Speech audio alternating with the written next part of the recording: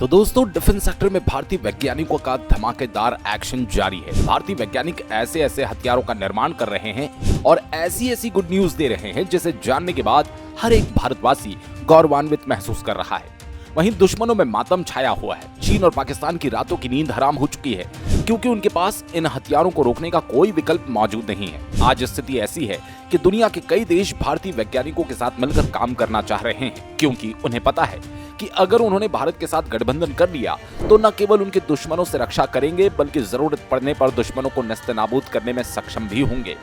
आपको जानकर हैरानी होगी कि आज अमेरिका भी भारत के साथ गठबंधन करने की कोशिश कर रहा है और कई हथियारों को साथ मिलकर डेवलप करने का प्रस्ताव भारत को दे चुका है। अमेरिका के अलावा रूस, फ्रांस, इजराइल, जापान, ब्रिटेन और इटली जैसे देश भी भारत से संपर्क कर रहे हैं और अपने प्रोजेक्ट में भारत को शामिल करवाने के लिए किसी भी हद तक जाने को तैयार है। दरअसल दोस्तों, भारतीय वैज्ञानिक पिछले कई महीनों से एक ऐसे डिफेंस सिस्टम को विकसित करने में जुटे हुए हैं जो दुश्मन की हर एक छोटी से छोटी हरकत को भांपने की क्षमता से लैस होगा।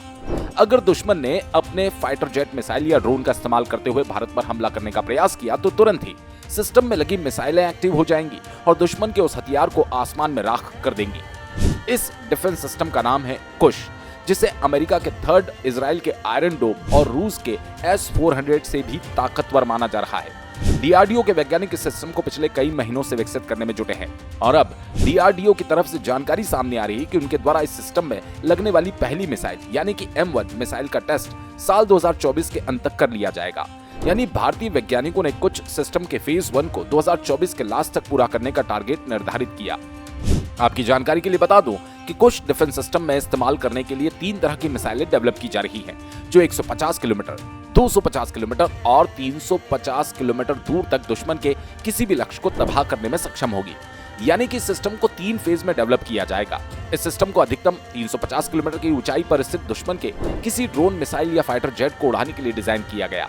इस सिस्टम में इस्तेमाल होने वाली पहली इंटरसेप्टर मिसाइल का कोड नेम M1 है, जिसे पिछले कई महीनों से डेवलप किया जा रहा है। ये भारत और इजराइल द्वारा संयुक्त रूप से विकसित मौजूदा मध्यम दूरी की सतह से हवा में मार करने वाली मिसाइल यानी MRSAM की तकनीक पर आधारित होगी।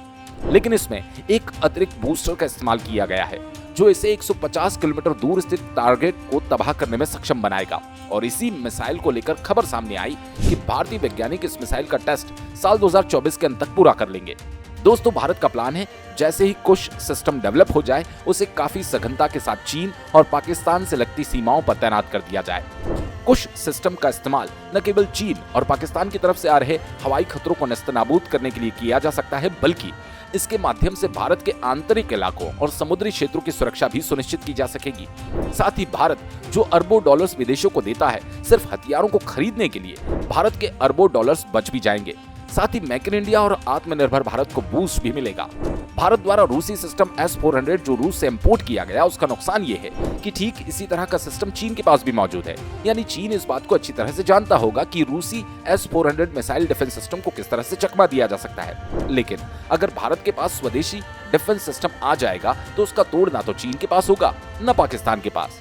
तो इस वीडियो में दोस्तों फिलहाल इतना ही। वीडियो अच्छा लगे तो लाइक और चैनल को सब्सक्राइब जरूर करें।